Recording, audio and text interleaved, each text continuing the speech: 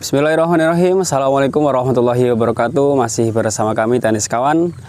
Pada sore hari ini kita masih berada di lahan cabai besar merah. Dan alhamdulillah sekarang ini masih fase panen agung, panen petik ke 11 kalinya.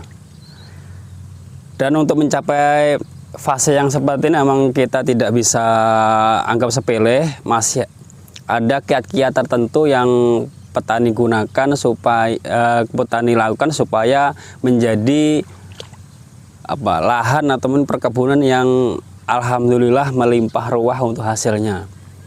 Yang pertama dari mungkin pemupukan, kemudian pengendalian hama, pengendalian jamur. Nah, ini memang harus kita pelajari dengan maksimal supaya nanti ketika kita praktek di lahan kita sendiri, kita juga akan mendapatkan hasil yang maksimal. Dan untuk lebih jelasnya, mari kita tanyakan ke rekan kita yang sedang berproses menjadi seorang petani yang sukses dalam urusan cabai besar merah.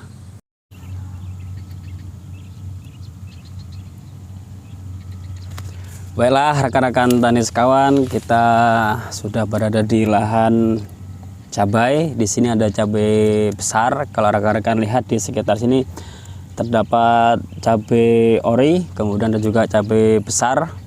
Nah, di sini memang untuk menjadi lahan yang seperti ini, yang hasilnya maksimal, memang tidak mudah. Ada tahapan-tahapan khusus yang harus dilalui, yaitu mungkin dari pertama di proses pemupukan, kemudian penanggulangan hama, kemudian penanggulangan jamur. Nah, kemarin kita sudah sempat interview atau mungkin tanya, sharing lah sama petani, karena kemarin kita minta petaninya langsung kita untuk menjelaskan kepada kita. Beliau tidak bisa waktunya karena terlalu sibuk, jadi kita cukup tanya, kemudian sharing. Nah, kemudian rekan kita nanti yang akan menjelaskan langkah-langkah yang tepat untuk menjadi seorang petani seperti ini. Kira-kira yang kemarin sudah kita sharingkan ke para petani, khususnya petani cabai japlak ini, untuk langkah awal pemupukan ini seperti apa? Baik, bismillahirrahmanirrahim. Assalamualaikum warahmatullahi wabarakatuh. Teman-teman Tani Sekawan, alhamdulillah sebelumnya kita sudah sharing, kita sudah ngobrol dengan petani yang asli nanam cabai di lokasi ini. Di sini ada dua varietas. Yang pertama ada cabai merah keriting, kemudian ada juga sedikit cabai rawit. Nah, di sini untuk rawitnya bisa dilihat ini rawit ori. Jadi sebelumnya kita sudah sharing-sharing, kita sudah ngobrol. Nah, sekarang kita akan sedikit menjelaskan hasil dari apa yang sudah kita obrolkan dengan teman kita sebelumnya. Jadi kemarin kita mengobrol tentang bagaimana sih pemeliharaan cabai, khususnya ketika sudah masuk fase generatif atau masuk ketika fase sudah mulai berbuah. Dan alhamdulillah di sini cabai yang bisa teman-teman lihat di sini sudah di masa petik 12 kali, dan alhamdulillah 3 kali, jadi 12, yang ke 12, 11, 10 kemarin tembus 1 kintal untuk cabai merah besarnya khususnya, karena cabai merah besar di sini lebih banyak. Jadi untuk pemupukan, di fase generatif itu biasanya yang sering kita gunakan, kita hanya menggunakan beberapa pupuk saja, tapi memang kita rutinkan ini. Seminggu sekali itu, Bapak. Kita pakai interval atau jarak pemupukan itu 5 hari sekali. 5 hari. Jadi 5 hari sekali itu kita berikan pupuk spray, diantaranya pupuk-pupuk yang mengandung fosfat, kemudian tinggi kalium, dan juga kita berikan kalsium humat. Jadi kalsium humat itu kalsium yang bercampur dengan asam humat. Nah, itu kita spraykan 5 hari sekali untuk tanaman cabai ini. Berarti dia spray itu fungsinya lebih ke pembuahan gitu ya? Iya, karena kita kemarin kita obrolan kita itu bagaimana menjaga buah supaya tetap artinya buah itu bisa sampai matang lah, bisa sampai fase matang, kemudian masuk fase pemetikan. Kemudian setelah spray dengan obat-obatan tersebut, kemudian ada nggak langkah-langkah lain yang memang harus dikerjakan dan tidak boleh ditinggalkan? Sebenarnya kalau untuk fase pemupukan di generatif, ya kita hanya merutinkan itu tadi ya. Pupuk yang pertama yang tinggi fosfat, kemudian kalium. Kalau untuk merek dagangnya banyak sekali. Salah satu contohnya kita bisa menggunakan MKP ya, monokalium fosfat. Kemudian kita juga bisa gunakan Kalinet ya, ini pupuk-pupuk cair. Kemudian kita gunakan kalsium humat ini untuk pengocoran.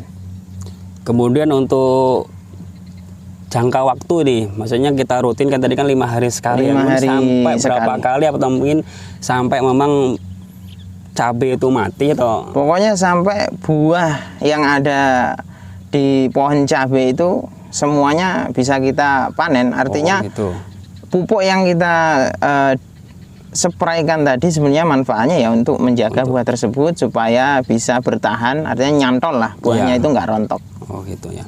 Nah itu tadi berarti kalau dari obrolan kita jadi kita bisa ambil intisarinya ya ini memang kita harus rutin ya 5 hari sekali. Kita rutin.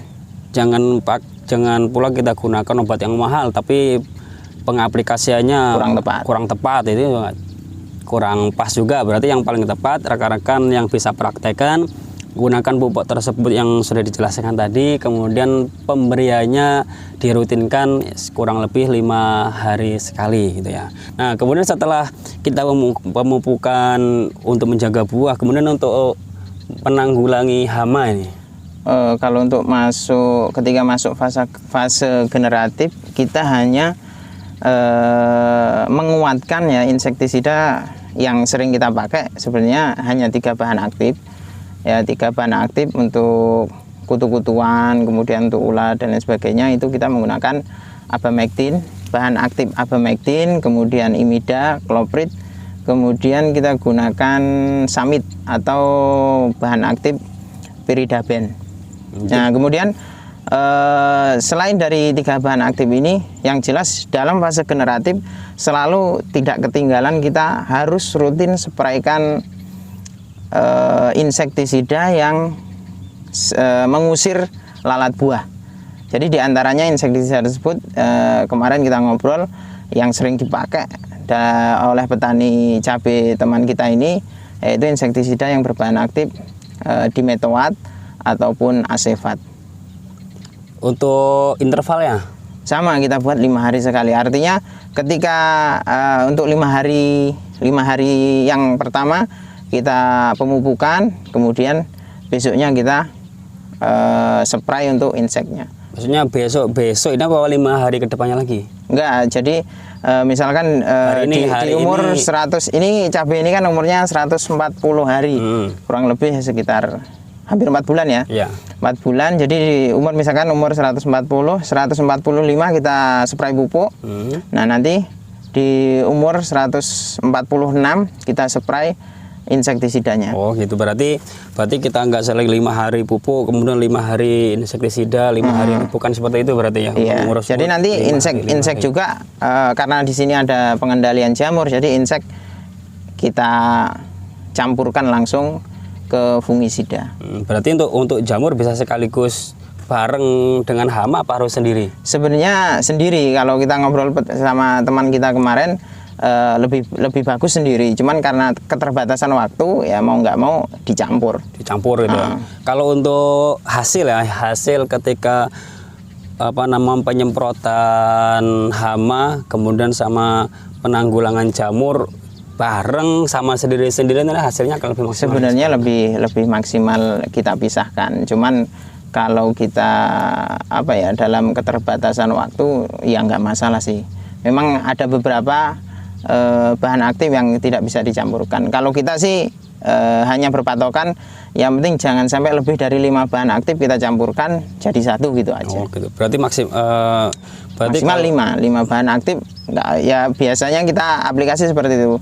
Maksimal 5 bahan aktif kita campur satu tangki kemudian kita spraykan. Kalau misalkan memang waktu untuk penyepraian itu kita terbatas. Tapi kalau memang banyak waktu yang lebih baik ya sebenarnya kita pisahkan antara insek, kemudian pupuk, kemudian jamur. Dengan fungisidanya kita pisah. Oh gitu. Nah kemudian untuk jamur itu sendiri ya, kalau tadi untuk pemupukan sampai nanti memang benar-benar buah itu sudah tidak bisa kita pokoknya panen. Tetap kita kasih makan terus. Berarti untuk penanggulangan jamur hama sama sampai benar-benar sama ya, pengendalian hama pokoknya sampai selesai tanaman mati ya selesai kita spray. Nah ini kan udah ke 140 hari umurnya ya, 140 hari, dan dengar-dengar ini kan memang udah panen agung ya. Masuk ya, kemarin kita ngobrol kemungkinan ini masuk panen agung karena sebelumnya teman kita ngomong itu hanya 30 kilo, kemudian setengah kintal, 50 kilo, 60. Nah untuk petikan ke 10, 11, 12 alhamdulillah kemarin ngomong ke kita pemetikan nyampe ke angka 1 kintal. Harga? Kalau untuk harganya sekarang cabai merah keriting khususnya di wilayah kita Lampung Timur ini masih di angka 30 sampai 35 ribu. 35.000 dikalikan 1 kintal 3,5 juta.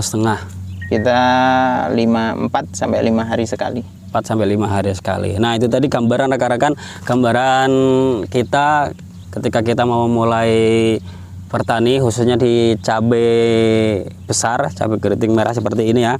Jadi gambarannya tadi kalau kita ambil simpelnya ya, kita memang harus pemupukan itu harus rutin. Kita tidak boleh nunda-nunda waktu pemupukan. Kemudian untuk penanggulangan hama, penanggulangan jamur juga harus rutin, tidak bisa kita juga tunda-tunda. Kalau untuk hasil ya, kalau buah kita emang perawatan kita maksimal, buah akan banyak dan pasti hasilnya juga akan banyak. Itu. Jadi tidak bisa kita berangan-angan seperti mereka tapi malas-malasan, tapi ya, kan. Tuh, cuman ini teman kita kemarin menyampaikan salah satu kendala terberat yang dialami saat ini hanya untuk pengendalian ulat bor.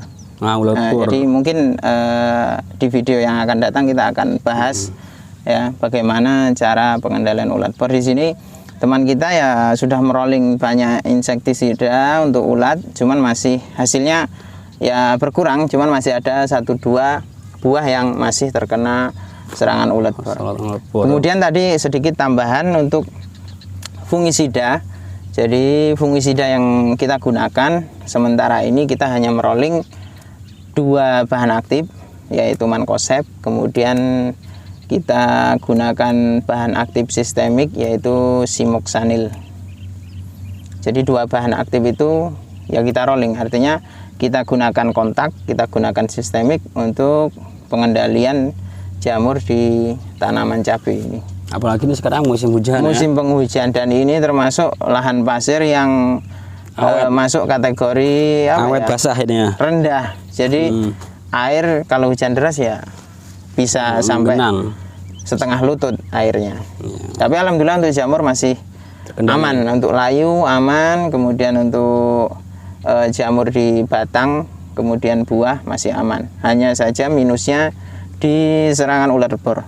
Emang ulat bor emang benar-benar sangat meresahkan untuk rekan kita khususnya di tanaman cabai merah besar. Merah besar ya. Dan untuk teman-teman, untuk pengalaman teman kita yang menanam cabai ini merekomendasikan kalau untuk di tanah pasir ini sebenarnya untuk tanaman cabai merah besar ya bisa dilihat sangat bagus. Cuman kalau dibandingkan untuk cabai rawit ya sama-sama bagusnya, hanya saja perbandingannya di serangan ulat bor ya.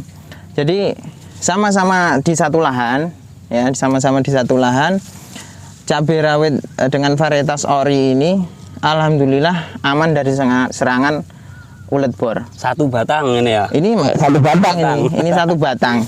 Nanti kita berikan beberapa video. Ini nggak banyak, hanya beberapa batang. Karena kemarin istilahnya ini hanya mengisi lubang yang kosong. Lubang kosong kemudian diberikan benih cabai rawit ori. Ternyata hasilnya malah luar biasa dan lebih aman dari serangan ular bor. Dan untuk cabai merah, wah sangat kewalahan teman kita mengendalikan serangan ular bor. Jadi mungkin teman-teman yang berada di lahan pasir bisa mencoba menanam cabai rawit cabai rawit ori ataupun varietas lainnya. Karena teman kita ini pun penasaran dan kemungkinan di musim yang akan datang mencoba beralih untuk menanam cabai rawit ori ataupun varietas lainnya. Nah, ini beberapa kendala untuk penanaman cabai merah besar dan cabai merah kecil. Oke, nah itu tadi rekan-rekan sedikit gambaran atau mungkin sedikit penjelasan dari kita sesuai dengan apa yang kita obrolkan sama petani cabai. Ya seperti yang kami jelaskan tadi, memang kita tidak bisa berleha-leha kalau kita memang niatan bertani. Mungkin hanya ini yang dapat kami sampaikan rekan-rekan tani sekawan. Semoga bisa selalu memberikan kesemangatan atau mungkin motivasi untuk rekan-rekan untuk selalu semangat dan pantang menyerah dalam bertani apapun itu jenis tanamannya. Mungkin sedikit tambahan dari saya, karena kita juga termasuk pelaku lapangan ya, petani dan termasuk kategori pemula juga ini kita ya. Pemula.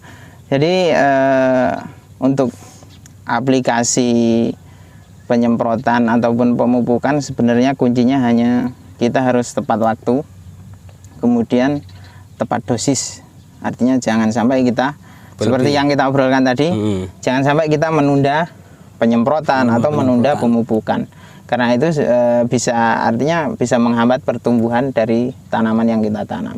Dan dampaknya nanti ke buah. Iya, artinya pasti kalau kita telat mengendalikan hama ya dampaknya pasti ke buah ataupun tanaman kita. Nah, itu tadi rekan-rekan, silahkan rekan-rekan praktekkan. Semoga rekan-rekan juga bisa sukses seperti rekan kita seperti ini. Jangan lupa selalu dukung channel kami, semoga sehingga selalu bisa memberikan pengalaman kita sebagai motivasi rekan-rekan dalam bertani. Jangan lupa like, comment, and subscribe. Wabillahi taufik wal hidayah. Wassalamualaikum warahmatullahi wabarakatuh.